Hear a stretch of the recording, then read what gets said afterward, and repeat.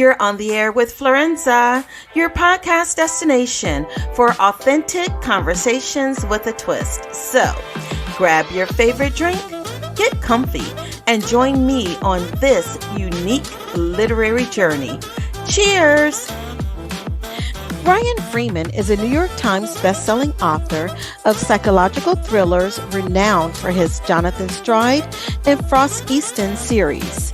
His work has captivated readers in 46 countries and is available in 22 languages.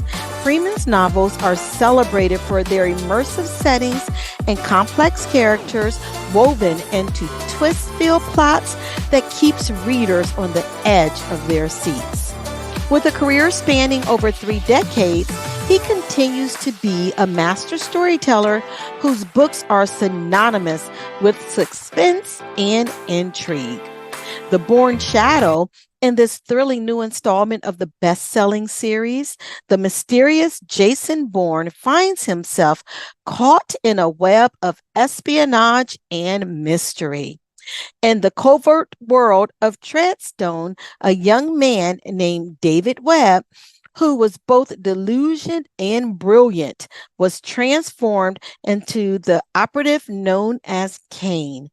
And his first mission, Bourne experienced betrayal in the winter, but his recruiter, Nash Rowlands, concealed this truth to protect Bourne from potential consequences. A chance meeting with the woman who knows him as David Webb exposes the lies of his fractured identity. Bourne must confront his buried secrets as they resurface, navigating his treacherous past, where every revelation is as dangerous as his enemies. Welcome, please. Well, thank you, Brian, so much for joining me on this episode of On the Air with Florenza. And I have so much that I want to ask you. But before we start, I would love to toast to a very successful show.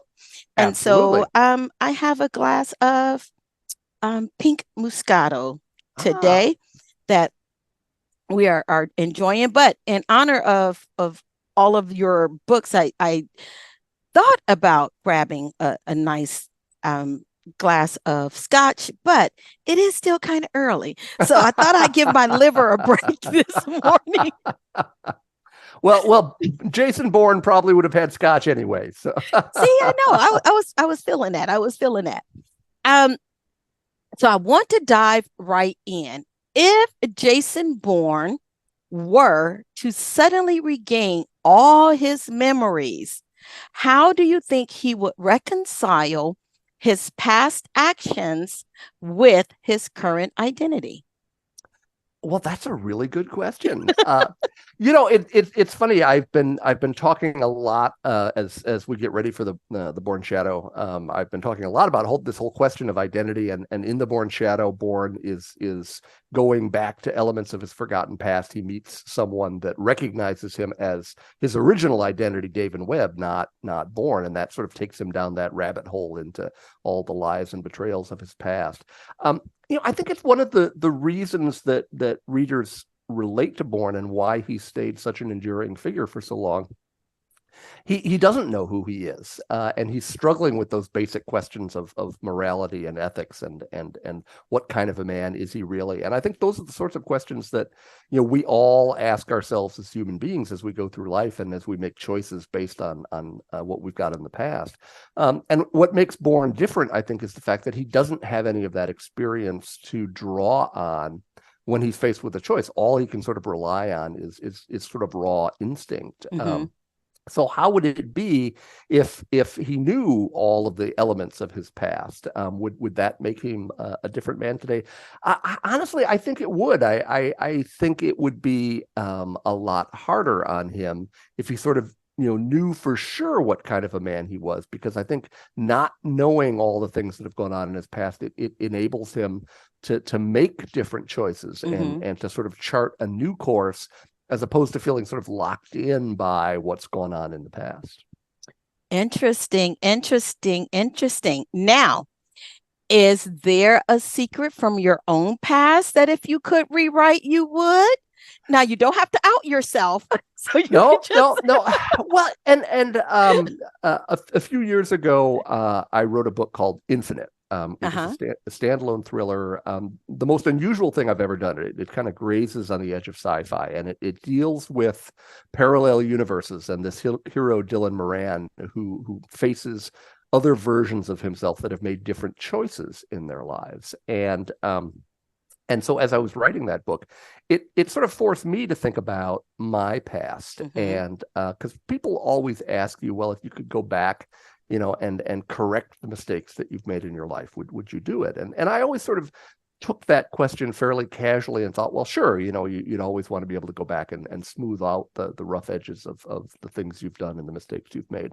And yet after writing Infinite, I began to come to a different conclusion and felt like if you go back and start pulling on the threads of your past, you become a different person, and you may think that it changes who you are for the better, but you don't really know that for sure, because part of making mistakes is learning the lessons of those mistakes, and it takes you in different directions. And if you go back and change that, you have no idea the long term implications of that, and you end up in a very different place from where you wanted to be. So Absolutely. At this point, I would say no.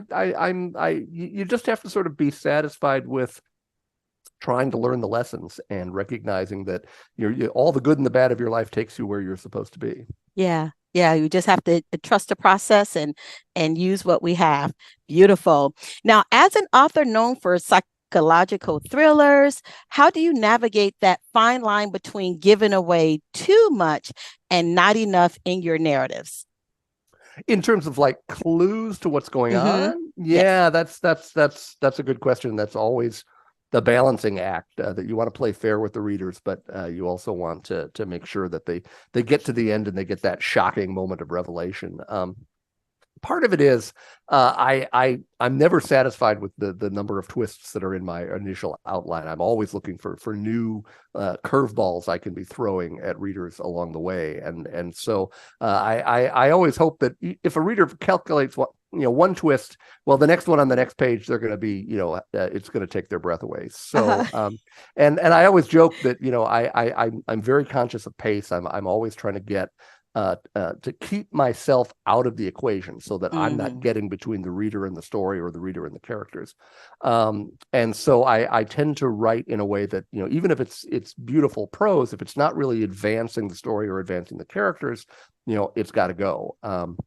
And I joke with readers that if you come upon a kind of a long paragraph of description and you're kind of tempted to jump to the end, usually I'll throw in a little tiny clue in the middle of that, because I know that readers have a tendency to sort of want to skip right along that. It's like, well, don't do that. There's probably something in there that I don't want you to pay too much attention to.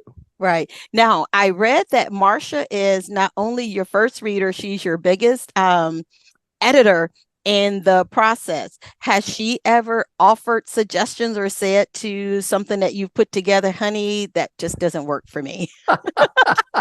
Well, let's just say that when Marcia's reading one of the manuscripts for the first time, that's a good time to go out and buy 3M stock, because sales of Post-it notes kind of go climbing at that point. So we've done that for years and years, and it truly is a very effective way of improving the quality of the manuscript, because she notices everything, and she challenges me, because she has a completely cold read. She doesn't know anything really about the book before she starts. I am so intimately connected to the story that I sort of know exactly what I want to convey. Well, her job is to see whether do I really get that across to the reader? Is my vision making it to the reader? So she'll always challenge me on things, and I always react so well to that, and taking all of that with a grain of salt. Yeah. So once I realize that I'm wrong and she's right, we move right ahead. Move right ahead.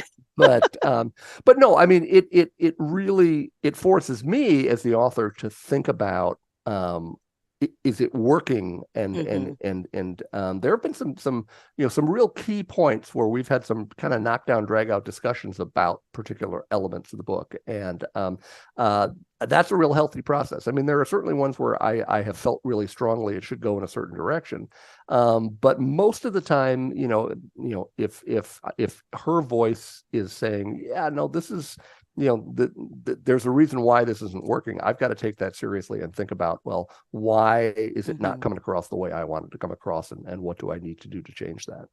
Yeah, so you can rewrite that line that she makes you a better writer. Now, imagine you're stranded on a deserted island.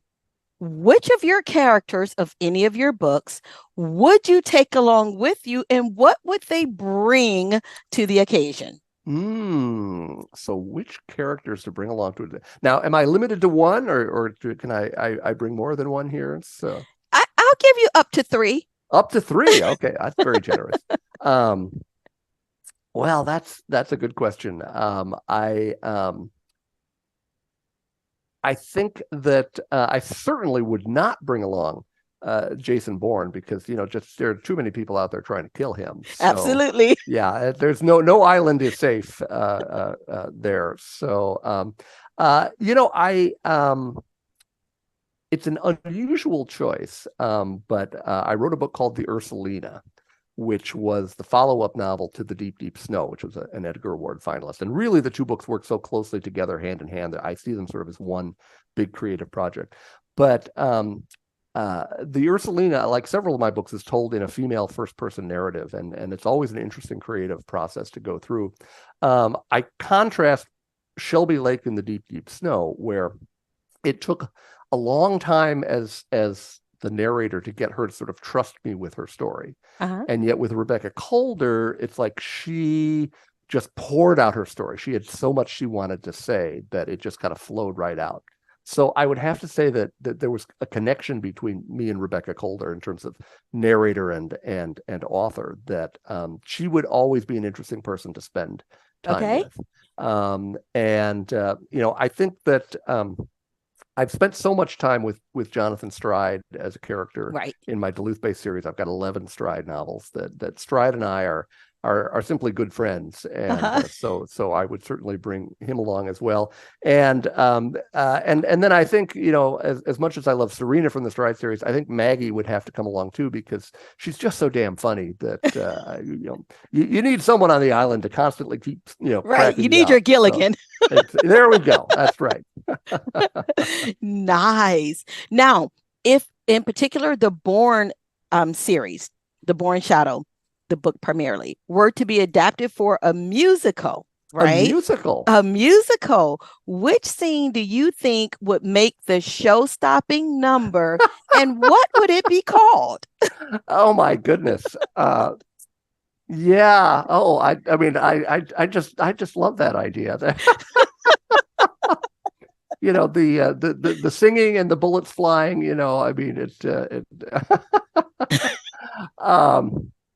well, I think it would have to be a big show-stopping number up on top the castle on Holy Island, where all of the things are coming together with Bourne at the very end of the book. Boy, now what would the song be called? Yeah. Or is there a song that's coming to mind right now that you're thinking of that you're like, yeah, that would be a perfect one to slap in there? I don't know. I'm hearing a chorus. It's like, over the cliff, throw him over the cliff. So I think it would have to start somewhere in there. So nice. I love that. Now, if you could swap lives with Jason Bourne for just a day, what non-spy related activity would you do? Oh, well, the one thing that I really do love about Bourne is that he lives in Paris. So I think his morning walk along the river to see whether Nash Rollins has left him any messages about an upcoming assignment. That would be me every morning in Paris with my espresso and croissant walking along the Seine. That sounds pretty good. So. That sounds great. That sounds great. Love it. In the Bourne series features a complex narrative that weaves together different timelines. Can you share a personal memory that you wish you could revisit, not necessarily to alter it, but just to experience it again? Yeah. Well,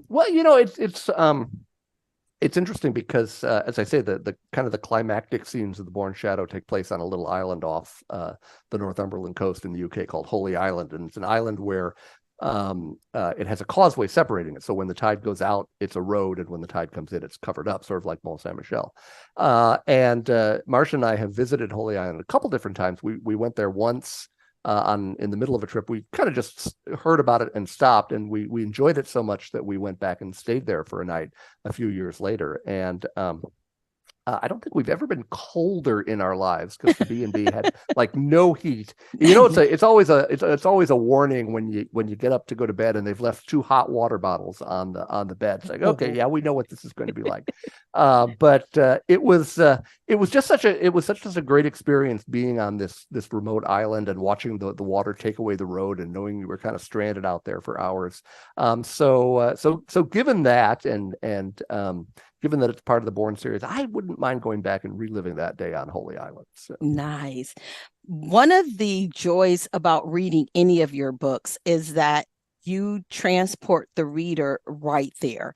The sights, the sounds, the smells, the taste. We're in the moment. Is there a particular scent or taste that you have in your non-writing life that instantly transports you to the scene of one of your books?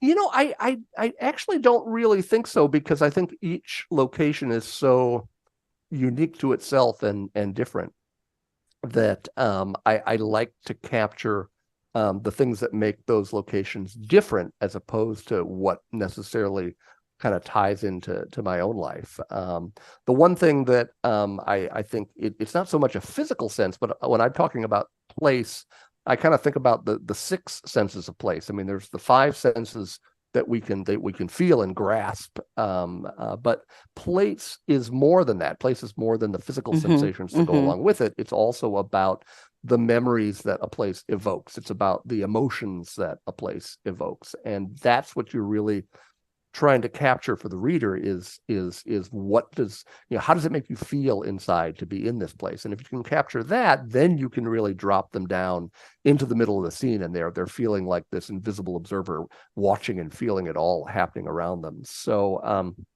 and obviously, things like scent are very powerful evokers of memory. But yeah, again, for me, I think it's more when I read my books or listen to the audio editions, I can always go back and feel what it felt like to be in that setting, researching the book. And it's always a unique experience when I go back to a place where I have set a chapter in a book previously, because it's truly like the ghosts of the characters are there, and I can really kind of feel that scene happening when I'm in that place. And it's sort of a creepy feeling, because you really do feel like the characters come back to life when you go back to that setting. Yeah, I have a friend, she's a writer as well, Stephanie M. Freeman, and her characters come to her so vividly. It's like they are physically there. Like, she tells these stories of she's in a car and she looks over and his character has put on a seatbelt and is talking to her, right? And now that freaks me out. I mean, I hear my character speaking, right? And I see it as movies, but never want to manifest in physical form and put on a seatbelt. Yeah, that might be the time to start getting a little nervous. Yeah. Do you find yourself hearing multiple characters speaking to you at the same time, like you're focusing on one series and there's a character from another series saying, hey, whoa, look over here. Yeah. Well, I always kind of feel like that I know Jonathan Stride so well that, and it's now been probably 2 or 3 years since I've been able to write a Stride novel, that when that much time goes on, I can kind of feel Stride sort of poking me in the side. And so when am I getting back on stage here? But otherwise, no, I tend to sort of immerse myself in the story and the characters that I'm in at that point. And I don't kind of let anybody else inside. So, and usually there are times when I have to be working on more than one book at the same time, which I don't particularly like, but sometimes deadlines are what they are, that you have to do that. And it's always difficult to kind of pull myself out of one story and get back into the other, because once you're immersed in the story, you don't want to let go of it, and it has this hold on you. And so, if you're doing simultaneous books, you really kind of have to force yourself to push it away and then get back into the other story. So. Yeah. So you just tell them they know how to politely sit in the waiting room. Well, maybe not politely, but yeah. Now, you have a very new book, standalone, that's due to release as well, Break Every Rule. What can you tell us about Break Every Rule that is not a spoiler, but will kind of whet our curiosity a bit more? Well, Break Every Rule, it's one of my favorite thrillers. It's I wanted a hero that kind of combined the best qualities of Jason Bourne and Jonathan Stride. And there's a lot of this is closer to an action thriller, closer to a Bourne novel than most of the other books that I've written under my name. And yet it's also a very emotional story. I mean, ultimately, Tommy Miller is the hero of this book. He's a man with a lot of skills like Bourne and a lot of secrets that he's running away from. And when his wife and his daughter disappear, his immediate assumption is that his past has come back to haunt him, and the people that have been chasing him have found him. And yet, as he starts to look for his wife and daughter to try to rescue them, he realizes that his wife has been keeping secrets of her own. And it becomes sort of a mystery as he begins to piece together the emotional things that his wife was running away from, and realizing that he didn't really know her that well, and that they were both sort of keeping each other out and trying to protect each other from their own secrets, and that they need to get past that. And so it's not just a thriller in terms of his finding his wife and daughter, which it clearly is, but it's also sort of a voyage of discovery, of really beginning to understand this woman who's so important to his life. Nice. And when will that book release? The Break Every Rule? September 10th. So it's a busy summer here. It is a hugely busy summer. Where are the listeners able to interact with you? They can find me on the web at bfreemanbooks.com. That's all one word, bfreemanbooks.com. So all of the books, all 30 of them. I can't believe we're up to 30 books after 30 books. Yeah. They can find me there, or they can find me on social media. I'm on Twitter, or I suppose it's now X, and X now, and yes. Instagram at bfreemanbooks, and they can find me on Facebook at facebook.com/bfreemanfans. I always love interacting with readers. I always encourage them to shoot me emails, to post on my social media accounts. And they always write to me and say, oh, well, it's probably your assistant that's looking this. Like, no, there's no assistant, just me here. So, or your AI in this day and age. Yeah, I think AI is a little more A than I. So. Nice. Now we've come to the part of our show where we get a chance to get to know more about Brian the person. So this is our segment that I call This or That. So I'm going to read two things and just shout out which one that resonates the most with you. Okay. Road trip or flight? Road trip. Solo expedition or group travel? Solo expedition. Nice. Hostel or 5-star hotel? I'm gonna go with the 5-star hotel here. Absolutely. I've gotten close enough to hostels that no, thank you. Yeah. Thank God we're past that point. Exactly. Yes. Safari or scuba diving? That would be a big neither one. Yes, my man. Hiking or surfing? Hiking. Zoo or aquarium? Zoo, I think. Okay. And famous landmarks or hidden gems? Oh, hidden gems, definitely. Absolutely. Well, thank you, Brian, so much for joining me. I look forward to chatting with you again in the future, if not for your next book that's coming out, perhaps something that you're working on that's top secret right now that we'll hear more about towards February timeframe. Thank you so much. All right. Have a great day. And this wraps up another episode of On the Air with Florenza.